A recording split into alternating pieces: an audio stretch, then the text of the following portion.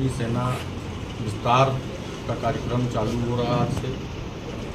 सभी प्रदेश से आए हुए जितने हमारे भाई हैं, अभिनव भाई, वीर प्रताप जी, सौम्या जी, तो हम लोग अब विस्तार कैदेश करेंगे करनी सेना का। आने वाले समय में हम लोग आगे बढ़ना चाहते हैं। चुनाव देखेंगे जब सामान्य लोगों को ऊपर लड़ाई इसी के माध्यम से रख रहे हैं, तो अब हम लोग जो है चाह रहे हैं कि नहीं हटाया जाता यूसी, तो हम लोग अपनी करनी सेना को चुनाव में भी उतार सकते हैं। तो अभी कितने लोग सम्मिलित हुए हैं आपके सेना में? हमारे साथ में हजारों लोग रोज सम्मिलित हो रहे हैं जी। हजारों लोग। बाराबंकी में 5000 लोग अभी 2-4 दिन में प्रोग्राम में सम्मिलित होंगे। अयोध्या में सम्मिलित हुए।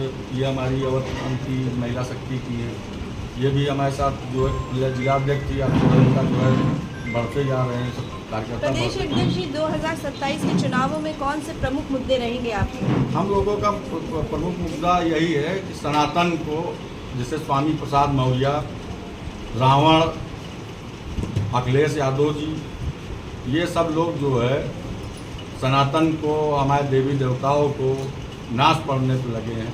नाश मतलब आप समझ लीजिए रोज गाली देते हैं, अब वो बर्दाश्त नहीं किया जाए। कांग्रेस के राष्ट्रीय अध्यक्ष खड़गे जी कह रहे हैं कि आरएसएस और भाजपा साफ है, जहां भी इनको वहीं मार दो। वो तो साफ हैं ही। वो जो है ओवर एज हो चुके हैं, उनका रिटायरमेंट का समय है। उनको भेजिए कहीं गंगा उंगा दर्शन करे जाके। उनका राजनीतिक में कोई जो है वो प्रभाव नहीं है। लगभग कितनी सीटों पर चुनाव लड़ने का इस बार विचार है 2027 के चुनाव? ये तो मोदी जी, योगी जी के ऊपर यूसी हटाएंगे कि नहीं हटाएंगे। ये यानी यूजीसी आपका प्रमुख मुद्दा रहेगा? प्रमुख मुद्दा वो रहेगा। और ये जैसे रावण जैसे आतंकवादी सपोर्टर लोग, आतंकवादियों से पैसा लेकर रावण और स्वामी प्रसाद मौर्य, अखिलेश यादव, ये लोग जो है सनातन को बदनाम कर रहे हैं। ये बहुत गलत मैसेज जा रहा है। तो कितनी महिला सीटों से आप चुनाव में 2027 में करेंगे महिलाओं को? महिला 33% हम लोगों को, हमारे राष्ट्रीय अध्यक्ष सूरजपाल अंबू जी का वो है 33% आरक्षण मिला, 33% लड़ाएंगे हम लोग। किसी पार्टी से गठबंधन? देखा जाएगा, वो आगे का विचार आगे देखा जाएगा। और प्रमुख मुद्दे कुछ आपके? युवाओं के लिए रोजगार के लिए और बाकी जो देश में चल रहा है। देख रहे हैं अभी हम लोग जो है जहाँ तक है, अभी योगी जी देख रहे हैं, अच्छा काम कर रहे हैं।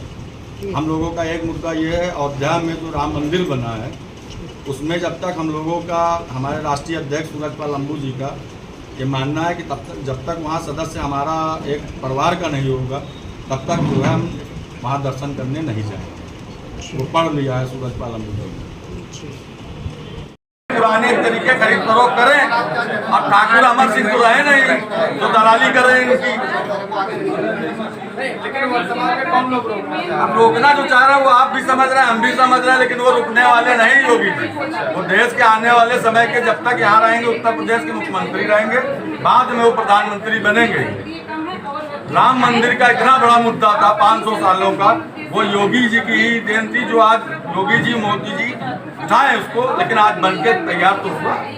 अब मथुरा की बारी, करनी सेना चाहती है मथुरा पे जल्दी से जल्दी तैयारी शुरू करें, नहीं तो करनी सेना तैयारी शुरू करके बैठी। कोर्ट में चल रहा है, तो क्या करनी सेना के द्वारा भी तो आप लोग पक्षकार हैं कोर्ट में? करनी सेना के पक्षकार हर जगह हैं। कोर्ट में हमारे जो है लोग हैं, हमारे सदस्य हैं, हमारे करनी सेना के लोग हैं, वो सब उसमें हैं। जो लड़ने वाले हैं वो लीगल टीम जगह मिली कहाँ? जो लड़ने वाले थे उनको जगह मिली कहाँ? लड़ने वाले यही राम मंदिर में क्षत्रियों का कोई सदस्य नहीं है। ट्रस्ट में जो लोग बनाए गए हैं, उनके घर से कितने लोग ऐसे थे जो वहाँ पर जाके लड़ाई लड़े, जिन्होंने खून बहाया है? उनमें से कोई नहीं है। ये हमारा विरोध है, और तब तक हम उसमें, हमारे राष्ट्रीय अध्यक्ष जी ने जाने से इनकार कर दिया है, जब तक उन लोगों को जगह नहीं मिलेगी जिन्होंने अपना खून बहाया है।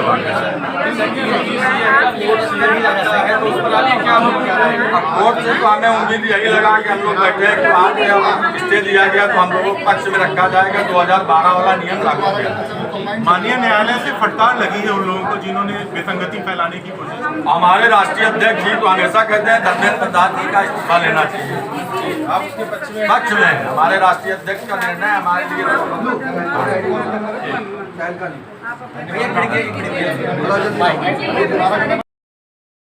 संगठन में सभी लोग उपस्थित हैं।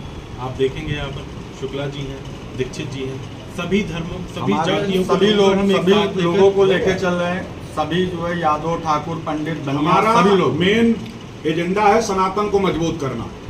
जो सरकार सनातन के साथ खड़ी है, करड़ी सेना उसके साथ तन मन धन से खड़ी है, और जो सनातन का विरोध करेगा, करड़ी सेना उसका विरोध करेगी, ये स्वाभाविक है। सर, अभी आपने बताया कि 2027 में मेरा अहम मुद्दा यूजीसी को लेकर के होगा, तो अहम मुद्दा यूजीसी को ही लेकर के हो, बाकी बहुत सारी समस्याएं भी हैं देश में। नहीं, मुद्दे तमाम हैं। मुद्दे आप देख रहे हैं कि हमने सरकार बनाई थी सनातन संस्कृति की, सनातन धर्म की, केंद्र में और राज्य में। आज हम लोगों को क्या दिया जा रहा है? आप नियम लाना था आपको विद्यार्थियों के लिए, नियम आप विद्यार्थियों को बांटने के लिए ले आए, तो ये बिल्कुल बर्दाश्त नहीं किया जाएगा। हमको आपस में अभी तक हिंदू मुस्लिम के एजेंडे पर सरकार काम कर रही थी, अब जातियों के एजेंडे पर काम करने लगी, तो ये काम बंद करिए। सनातन की आत्मा है करड़ी सेना, और करड़ी सेना ने यदि सनातन के लिए काम करना बंद कर दिया तो लोगों की सरकार और लोगों की गद्दी चली जाएगी। आप देखिए हमारे लोगों पे, खास करके सनातन का काम करने वालों पे 10-10 मुकदमे लगाए जा रहे हैं। जब सरकार सनातन के मुकदमे लगा कौन रहा है? किससे फंडेड है अधिकारी जो आज सनातन को टारगेट कर रहे हैं? ये खेल अब नहीं होने दिया जाएगा। करड़ी सेना, यदि करड़ी सेना या सनातन पर लड़ाई लड़ने वालों पर मुकदमे लगाए जाएंगे तो इसका मैं विरोध करूंगा, वो सरकार चाहे अपनी हो या किसी गैर की हो। मुकदमा SC/ST का मुकदमा देखिए, अभी हमारे बाराबंकी में हमने चंद्रशेखर रावण का विरोध किया था कि किसी भी ऐसे आदमी को जो सनातन का विरोध करता है, जो देवी देवताओं का विरोध करता है, उसको बाराबंकी नहीं आने देंगे। उसके बाद भी सरकार ने उसका कार्यक्रम लगवाया, अपने आप तो नहीं आया वो, हमें हाउस अरेस्ट कर लिया गया। लगातार वो देवी देवताओं को गाली दे रहा। कहां से आती है इतनी ताकत? यदि सरकार सनातन संस्कृति की है तो कौन दे रहा है इसको ऐसी हिम्मत जो हमारी सरकार को टारगेट कर रहा है, हमारे लोगों को टारगेट कर, हमारे भगवान को गाली दे रहा है? स्वामी प्रसाद मौर्य जैसे 2 कौड़ी के लोग आज खड़े होकर भगवान राम पर सवाल उठा रहे हैं। ये सरकार की हिम्मत नहीं है, सरकार का बढ़ावा नहीं। कौन दे रहा है ऐसा बढ़ावा? ऐसी गतिविधियां कतई बर्दाश्त नहीं करेंगे हम लोग। और अगर हरिजन एक्ट अधिनियम का दुरुपयोग करने के लिए बाध्य होंगे, चाहे लाइन ऑर्डर हाथ में हो, चाहे लाइन ऑर्डर खाक में हो, बिल्कुल परवाह नहीं करेंगे। अच्छा सर, मेरा सवाल आपसे ये है कि पश्चिम बंगाल में हाल में चुनाव हुए हैं और ऐसे में नए अधिकारी को ही गिरफ्तार करने के लिए सुप्रीम कोर्ट को दखल देना पड़ता है। वहीं TMC के नेता कह रहे हैं कि BJP RSS जहां देखो मार डालो। इस पर आप? बिल्कुल सही सवाल है। सरकार किसकी है केंद्र में? भाजपा की। राज्य में कितने राज्यों में भाजपा सरकार है? कहाँ गए अमित शाह जी? बड़ी बड़ी बातें करने वाले क्या इनके दावे खोखले हैं? बंगाल में आप जो है केंद्र में हैं, बंगाल को टाइट करिए, लगाइए वहाँ PSC, लगाइए मिलिट्री, सुरक्षा की कमी थोड़ा ना है। आपके पास अस्त्र शस्त्र, आपके पास सारी सुविधा उपलब्ध है, ठीक करिए इनको। ये सब केवल सिगुफेबाजी है। ये राजनीतिक अपनी जो है वो कद बढ़ाने का तरीका है कि RSS को खत्म कर दीजिए। दुनिया किसी की औकात है?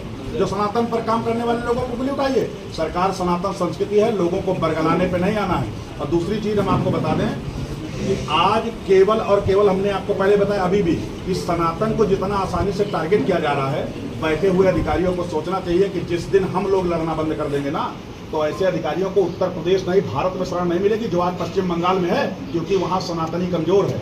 हम लोगों को मौका दीजिए ना, जाने का मौका दीजिए करड़ी सेना को बंगाल में। वहाँ भगवा झंडा लहरा के और ममता जी को हरा के हम लोग वापस लौटाएंगे। इतनी क्षमता करड़ी सेना रखती है। लेकिन जब भीमराव अम्बेडकर साहब की बात आती है, 14 अप्रैल को कहा जाता है कि पूरे देश ने मनाई है उनकी जयंती। ये हमारे देश का दुर्भाग्य है कि एक भारत रत्न बाबा साहब भीमराव अम्बेडकर को केवल लोग राजनीतिक मुद्दे पर इस्तेमाल करना चाहते हैं। क्या वास्तव में जो बाबा साहब की बात करते हैं वो बाबा साहब के साथ खड़े हैं? बाराबंकी में प्रतिमा तोड़ दी गई, कितने राजनीतिक संगठन, कितने नेता सामने आए, कितने लोगों ने ट्वीट किया?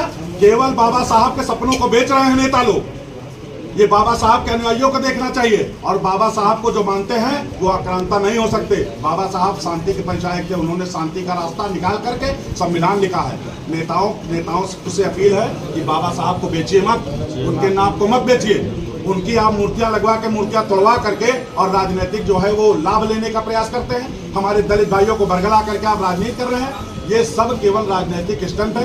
बाबा साहब को मानने वाले लोग ही बाबा साहब के सपनों को बेच रहे हैं। योगी जी ने कल की बैठक में कहा कि जो भीमराव अम्बेडकर की जो मूर्तियां उनके अनावरण के लिए, उनके शुद्धिकरण के लिए और पैसा खर्चा किया जाएगा। नहीं, ये ठीक बात है, ठीक बात है। अच्छा कार्य है, अच्छा कार्य है, पहले काम और योगी अच्छा जी करना चाहिए। योगी जी को घेरने का ही प्रयास सब लोग कर रहे हैं। योगी जी की लोकप्रियता से बाकी नेता डरे हुए हैं, इसलिए उत्तर प्रदेश का माहौल खराब करने में लोग बिल्कुल सही बात।